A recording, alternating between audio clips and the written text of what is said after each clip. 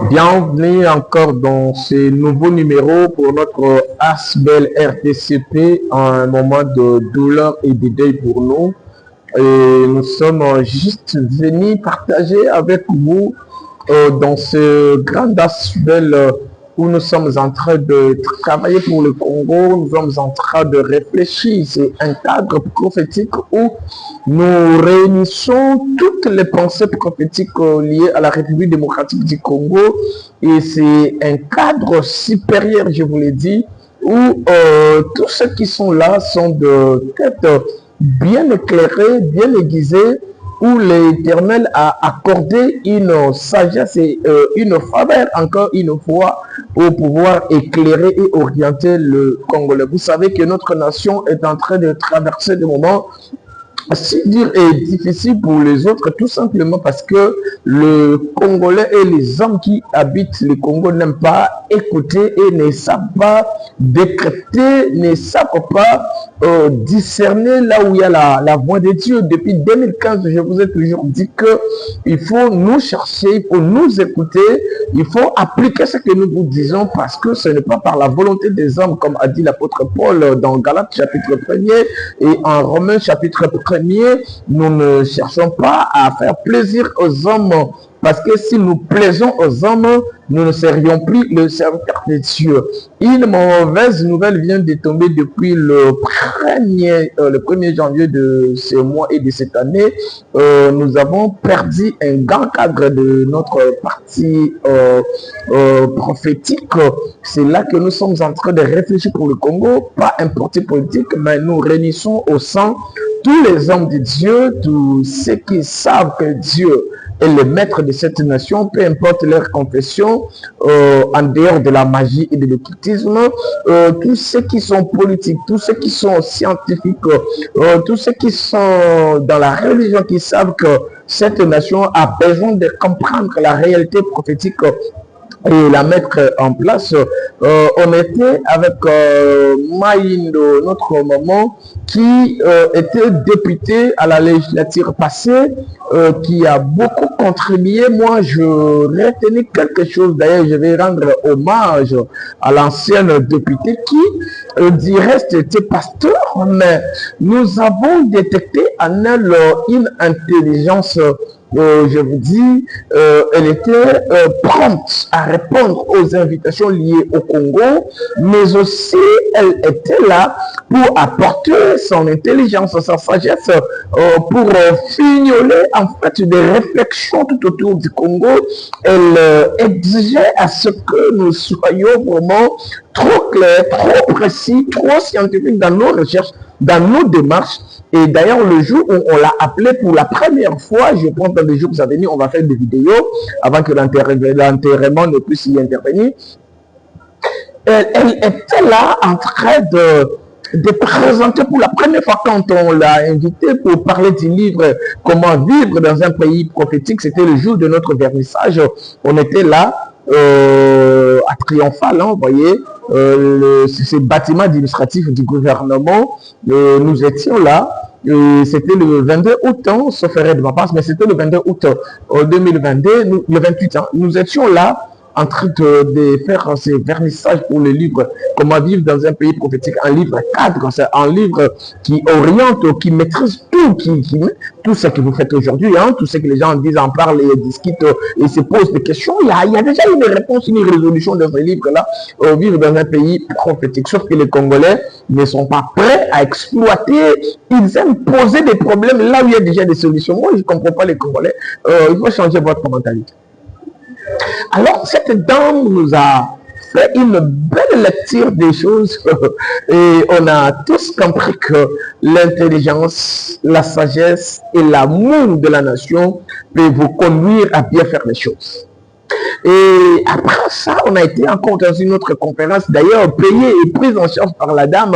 Et on a discuté, c'est de là que sortit cette cet organisme et cette organisation RDCP, c'était le jour où on a dit qu'il fallait être pragmatique et que la nation congolaise devrait sortir dans cet aspect de dire nous réfléchissons à des colloques et colloques, mais là, il fallait mettre en place ces grands cadres où nous étions en train de réfléchir sur le Congo, parler sur le Congo et faire des propositions utiles, des propositions pratiques où en les pratiquant, le Congo doit changer et transformer son environnement.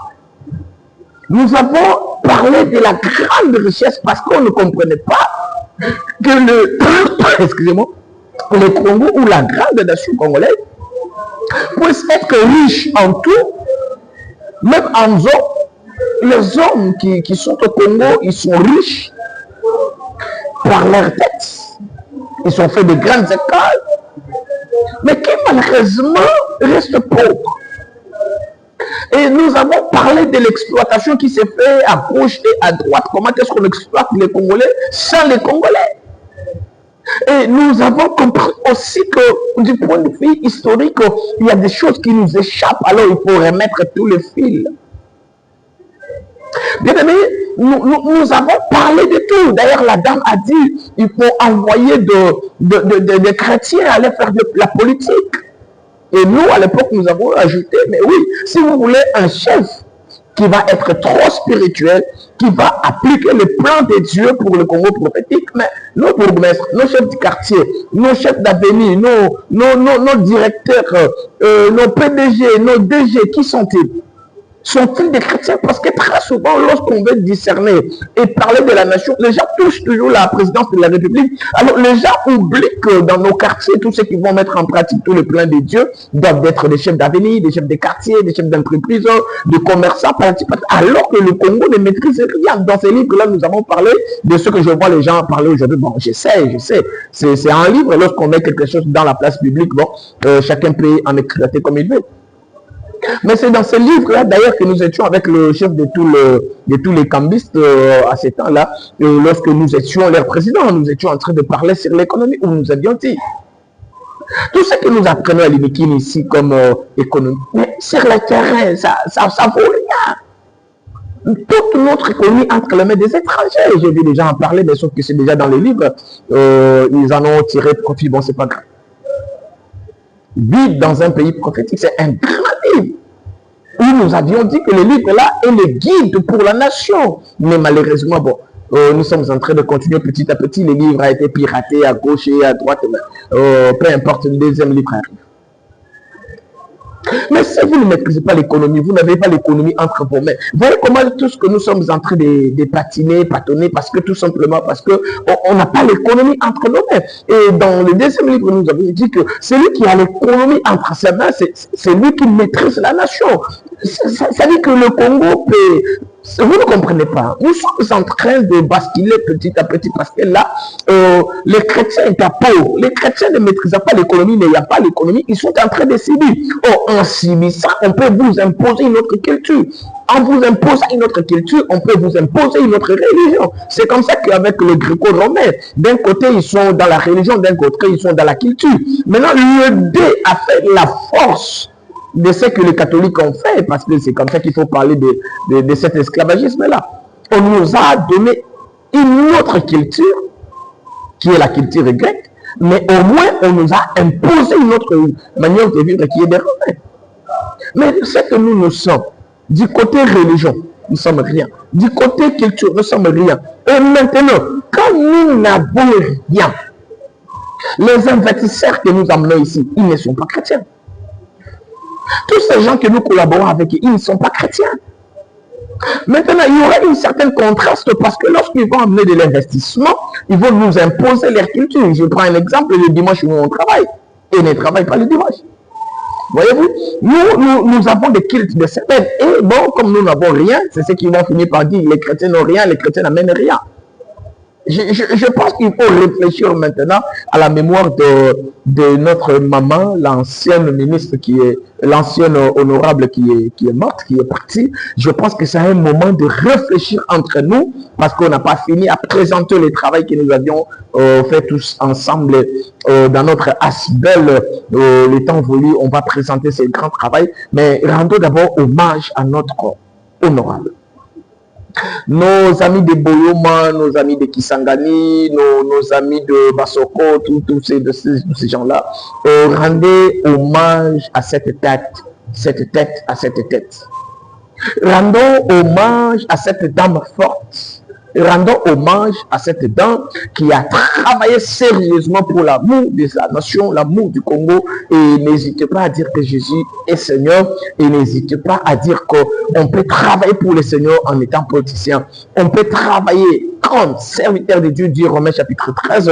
Tous ces gens-là qui travaillent à la politique sont serviteurs de Dieu.